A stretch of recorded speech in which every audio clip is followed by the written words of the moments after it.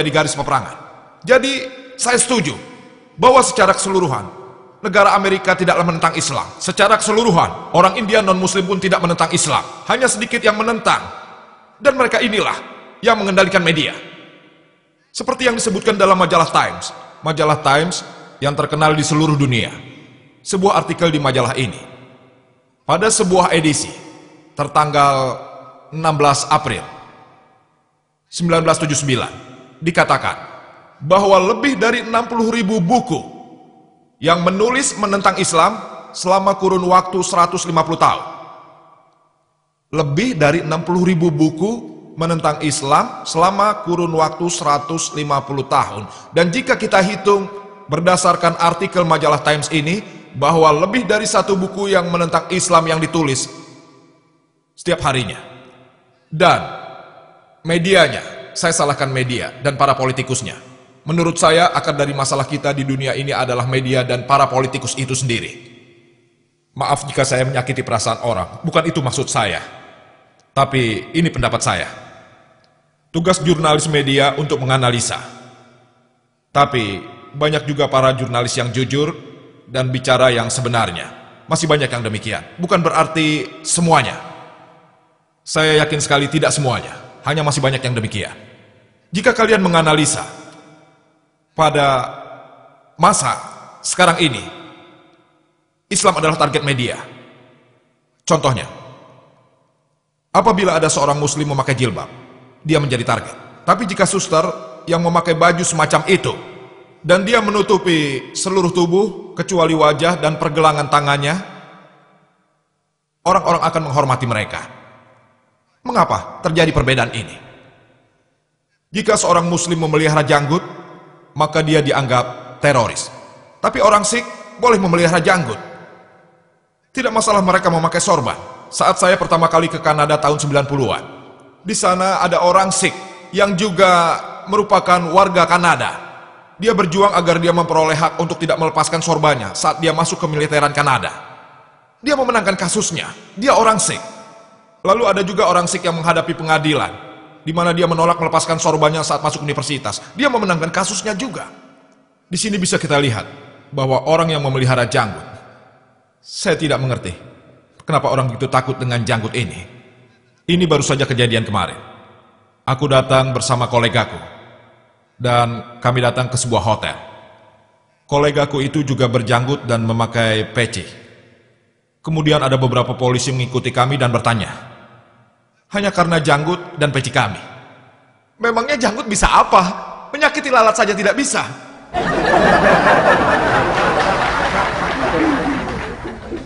Memangnya peci ini bisa apa? Apakah bisa menyembunyikan senjata di dalam peci?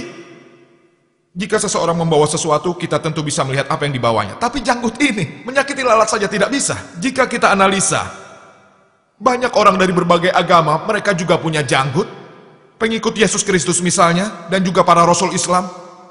Bahkan juga para pemimpin agama Kristen, mereka memiliki janggut, seperti juga saya. Semua anggota keagamaan, hampir semuanya, tapi tidak semua. Jika kalian analisa di tiap agama, kalian akan bisa lihat mereka punya janggut. Lalu apa masalahnya? Tidak ada masalah sama sekali.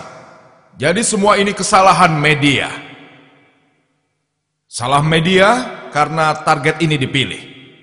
Karena inilah kalian bisa melihat ada salah persepsi di masa sekarang ini mengenai Islam. Tapi orang Muslim juga salah. Karena kita tidak benar-benar menyampaikan kebenaran kepada mereka. Kita tidak melaksanakan tugas. Kita lihat beberapa ayat Al-Quran dilaksanakan tidak dalam konteksnya. Dan salah satu ayat terkenal dalam Al-Quran bisa diterjemahkan sebagai Al-Quran berkata, jika kau lihat non-Muslim, bunuh dia. Salah satu kritikus terkenal dari India, Anda tahu Arun Shuri? Dia menulis buku yang berjudul World of Fatwa dan juga Course Al-Quran.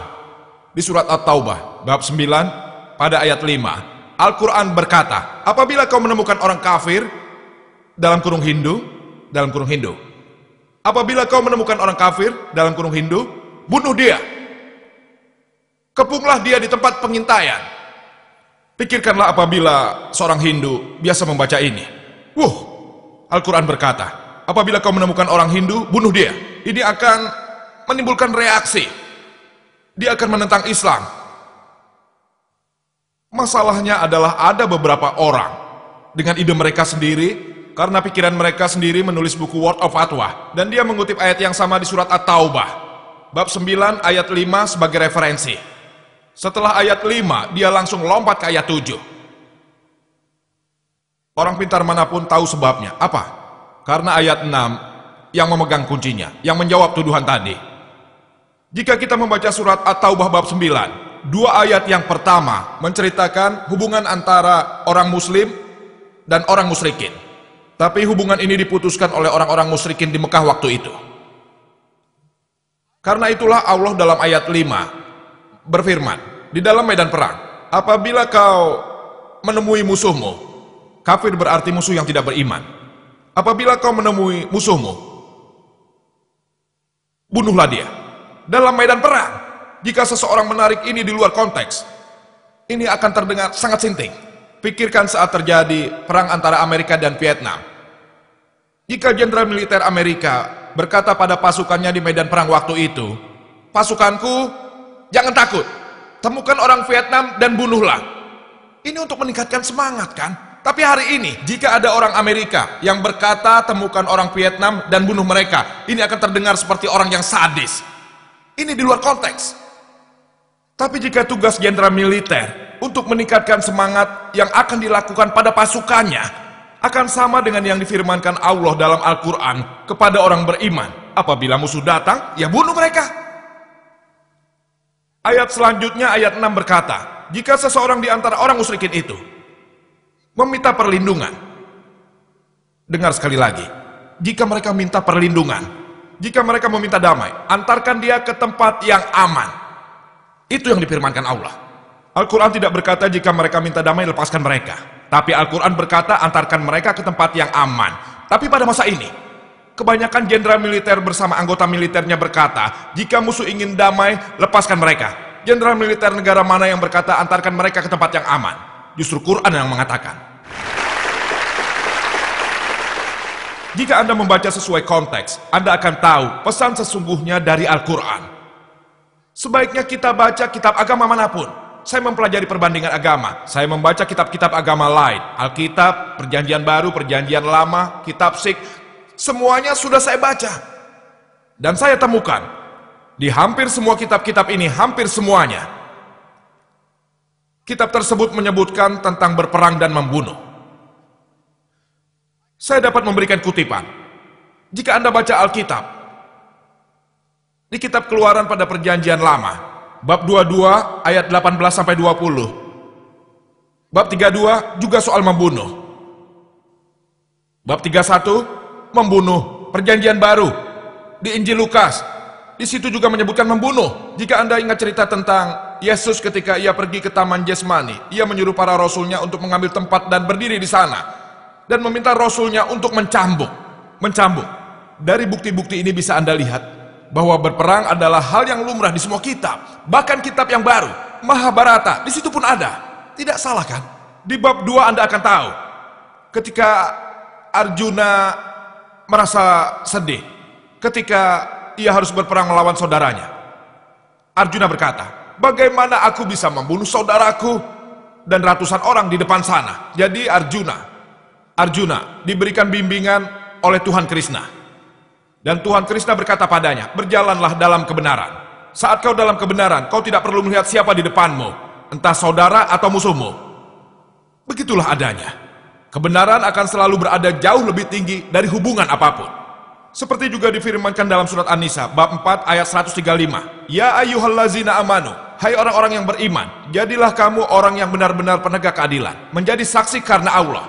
Biarpun terhadap dirimu sendiri, orang tuamu, saudaramu baik kaya ataupun miskin, maka Allah lebih tahu kemaslahatannya. Jadi jika Anda mempelajari semua kitab, walaupun mungkin itu tidak selalu sama, tapi selalu saja mereka menyebutkan soal berperang. Tapi bukan berarti saat kita membuka kitab Keluaran atau ayat Bhagavad Gita, kita akan membaca bahwa menurut Bhagavad Gita kita harus membunuh saudara kita. Itu di luar konteks. Kita harus menganalisanya, bahwa untuk menciptakan keharmonisan, hal terbaik untuk dilakukan adalah kembali ke kitab kita. Jika kita kembali membacanya, kita akan tahu apa yang disebutkan dalam kitab